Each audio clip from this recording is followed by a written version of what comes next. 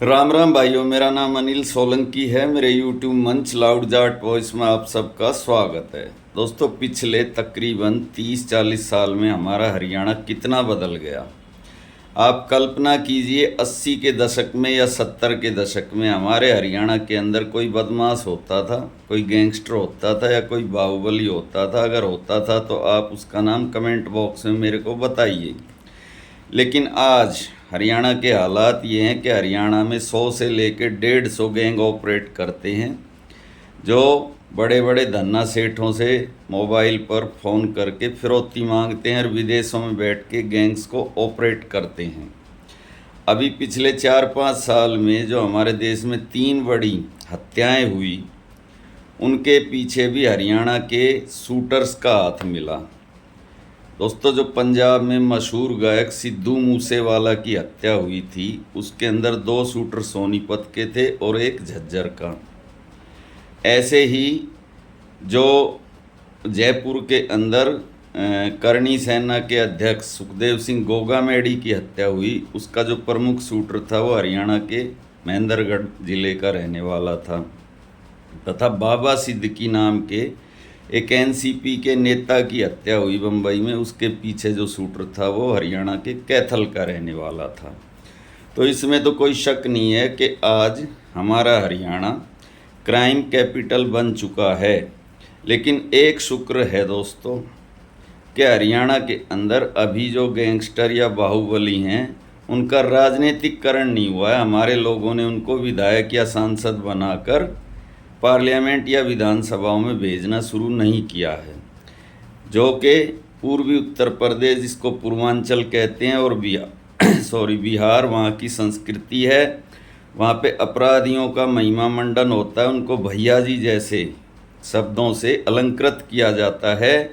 तथा जो आपने 1970-1980 के दशक में जो पुरानी फिल्में देखी थी, जिसमें जागीरदार बैठा होता था अपनी राजगद्दी पर और उसके पीछे दुनाली बंदूक टंगी रहती थी और शेर की खाल टंगी रहती थी, और वो अपनी मूँछों पर तेल लगा के बैठता था और उसके सामने एक फटे हुए कपड़ों में कोई किसान बैठा होता था तथा वो उस पर अपना रौब गालिब कर रहा होता था। वैसी ही संस्कृति पूर्वी उत्तर प्रदेश और बिहार के अंदर है। वहाँ पर हर इलाके का अलग बाहुबली है, वहाँ पर हर जाति का अलग बाहुबली है। वहाँ कुंडा का अलग बाहुबली है, गोंडा का अलग बाहुबली है, जौनपुर का अलग बाहुबली है।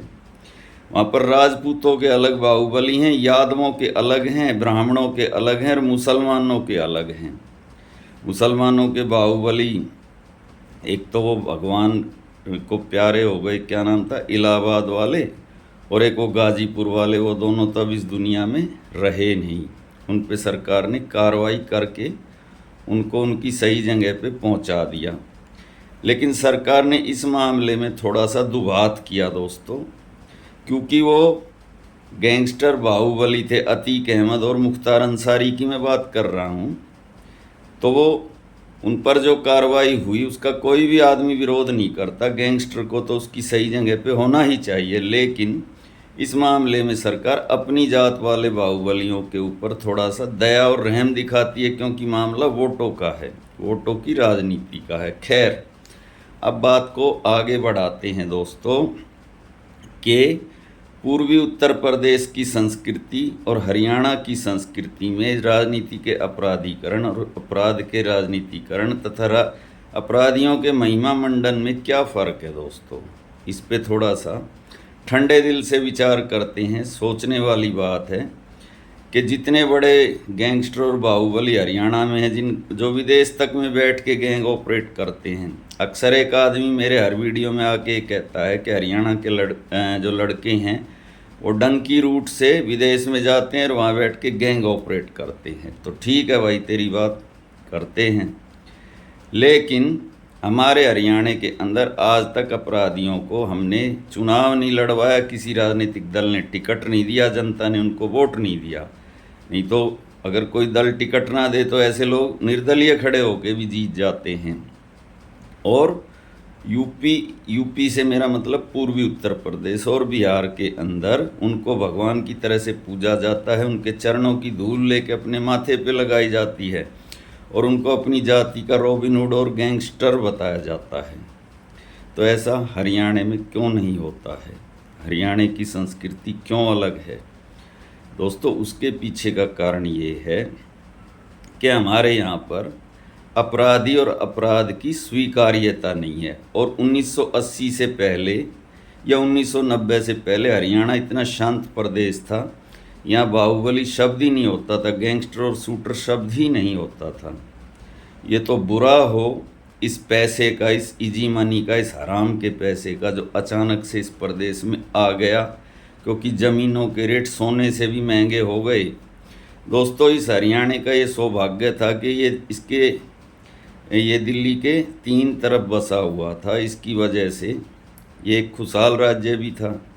लेकिन अब ये इसका दुर्भाग्य हो गया, क्योंकि दिल्ली के अंदर जब विकास हुआ, उस विकास के कुछ प्रतिफल हरियाणा में भी आए और अब वो विकास हरियाणा में घुस गया। विकास का मतलब ज़मीनों की लूटमार, और उस ज़मीनों की लूटमार में बदमाश पैसा हरियाणा में आ गया।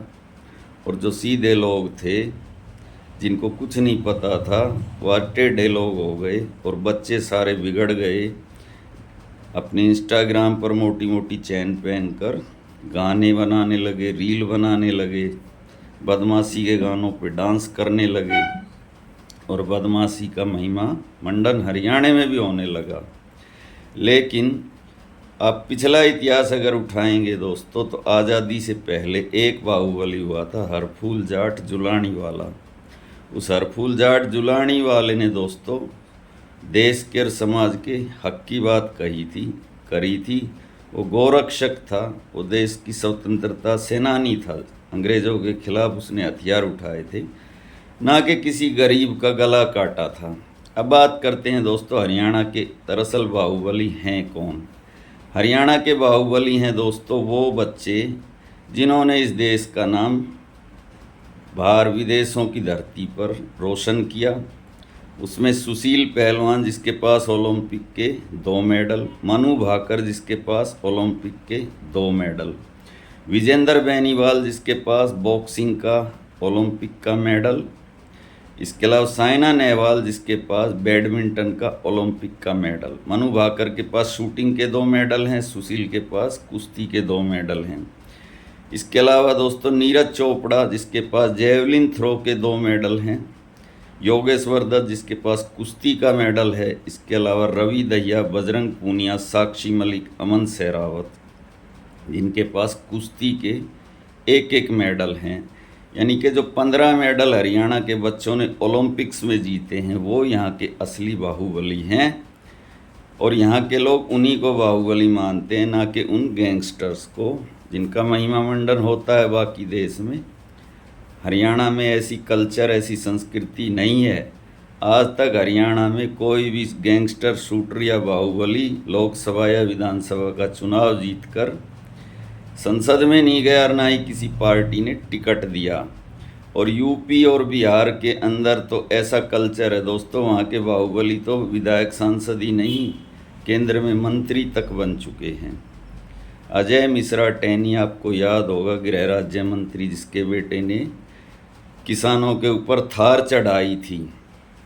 वो खुलेआम बोलता था, किसान आंदोलन में किसानों को धमकाता था कि तुम मेरे को जानते नहीं हो मैं क्या हूँ। और बृजभूषण तो खुलेआम बोल चुका है कि मैंने एक आदमी को गोली से मारा था ऑन कैमरा। तो ये बेसिक फ़र्क है दोस्तों। कुछ लोग जो कि कुंठा से ग्रस्त लोग हैं, वो बदमाशों का महिमा मंडन करने में ही अपनी शान समझते हैं। जब भी विनेश फोगाट और बृजभूषण के मैटर पे मैं कोई वीडियो बनाता हूँ, तो वो मेरे वीडियो में आकर ये कमेंट करते हैं कि बृजभूषण शिलाजीत की रोटी खाता, और देखो उसने 1000 लड़कियों का यौन शोषण कर दिया 75 साल की उम्र में। तो मैं घटिया बात कहना नहीं चाहता और जातिवाद में फैलाना नहीं चाहता, लेकिन मैं इस पे बहुत ही घटिया कमेंट कर सकता हूँ और ऐसा कमेंट कर सकता हूँ कि उन लोगों से सुना भी नहीं जाएगा। फूलन देवी ने ऐसे शिलाजीत की रोटी खाने वालों का बढ़िया इलाज किया था लाइन में खड़ा करके। बस मुझे और कुछ नहीं कहना है दोस्तों। आज का वीडियो कैसा लगा कमेंट करके बताना। अच्छा लगा तो अपने ग्रुप में शेयर करना, लाइक करना, कमेंट करना, चैनल को सब्सक्राइब करना, बेल आइकॉन को प्रेस करना। और जो भाई मेरी आर्थिक मदद करना चाहें वो कृपया करके इस QR कोड को स्कैन करें और आर्थिक मदद करें ताकि मेरी हौसला अफजाई हो अगला वीडियो बनाने के लिए। मिलते हैं अगले वीडियो में। आपका दिन शुभ हो। धन्यवाद।